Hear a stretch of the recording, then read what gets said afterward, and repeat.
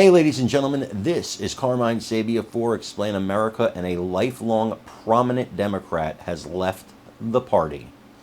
Before we get started, please make sure you like, comment, share, and subscribe.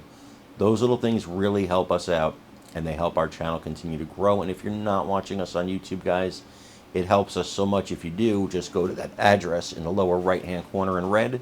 It's youtube.com/at Explain America.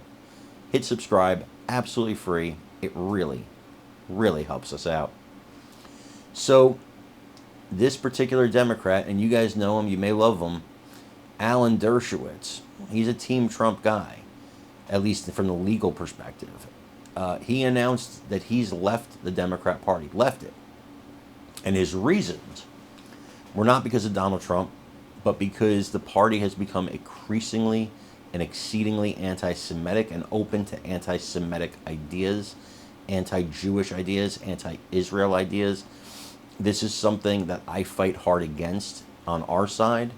Israel is our ally.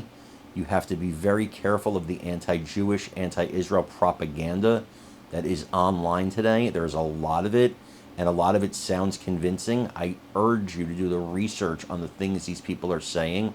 You will find out that they peddle in lies and conspiracies and things that are just not true, simply not true, simply provably false, to paint the Jewish people and Israel as evil. I'm not Jewish. I'm not from Israel. I don't have any Jewish heritage. I'm not telling you this as somebody who's biased in any way. I absolutely support Israel, always have. They are an ally, a true ally, a real ally in a world where we have a lot of fake allies.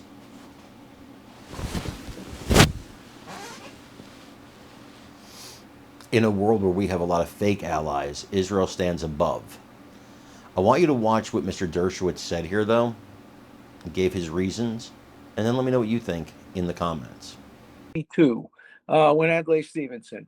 Let me tell you why this was the worst convention in history, of American history.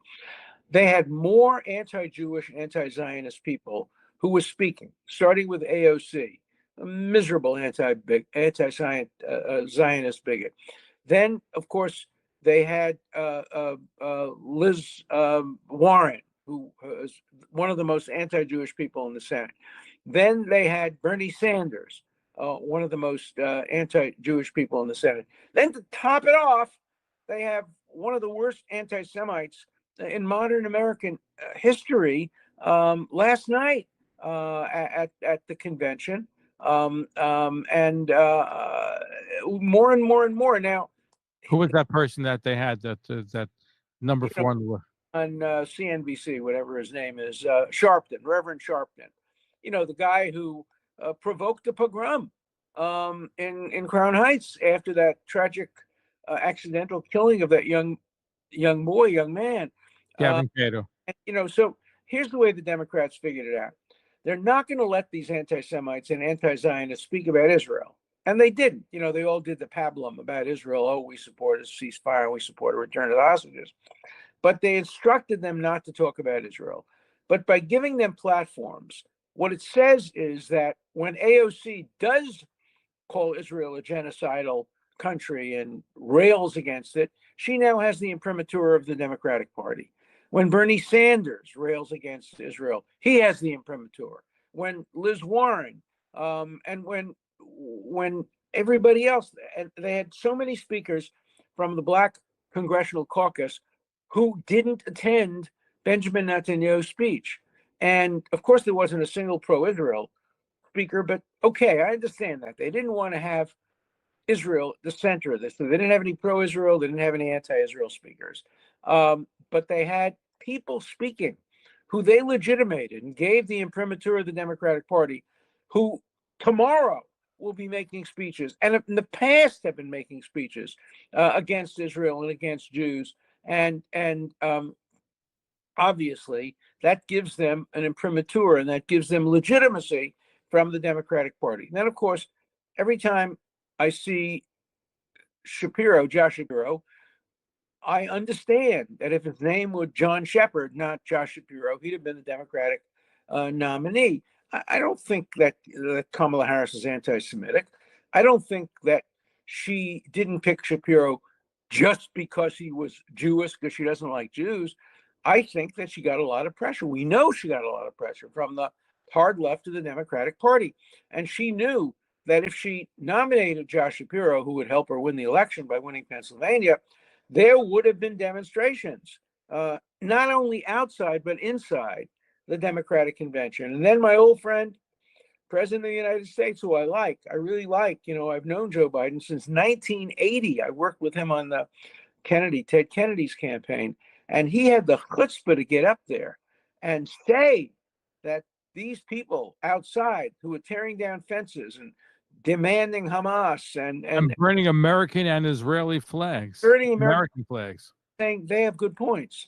They have good points. And this is after he says, I'm running for president because Donald Trump said about the people in Charlottesville, there are fine people on both sides. Well, he didn't say that. Let's be very clear about that. I have an op-ed in yesterday's Wall Street Journal that made that whole thing very clear. He never said that. What he said is he condemns the neo-Nazis. He condemns the people who said Jews will not replace us. He said there were fine people on both sides of the debate about whether to take down Robert E. Lee's statue. I know there are fine people on both sides of that debate because I'm on that side of that debate. I don't believe we should be destroying statutes. I mean, there are reasonable alternatives, put them in a museum with an explanation, okay. But there are fine people on both sides of the whole debate about what you do with historical monuments.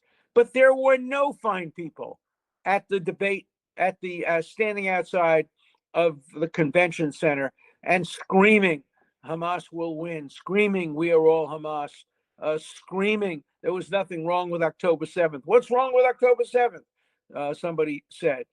No, there aren't fine people, and they don't make fine points. And so I was disgusted at the Democratic National Convention, absolutely disgusted. We're speaking with Harvard Law Professor Emeritus Alan Avi Dershowitz.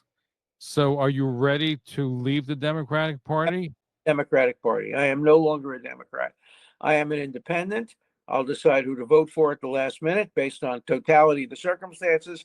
I want to see how they deal with Iran. I want to see how they deal if Iran attacks the United States. I want to encourage the current administration to support Israel. So I'm not revealing my vote until, maybe November 1st. Great to hear all the information, all the evidence, but I am no longer a member of the Democratic Party. When did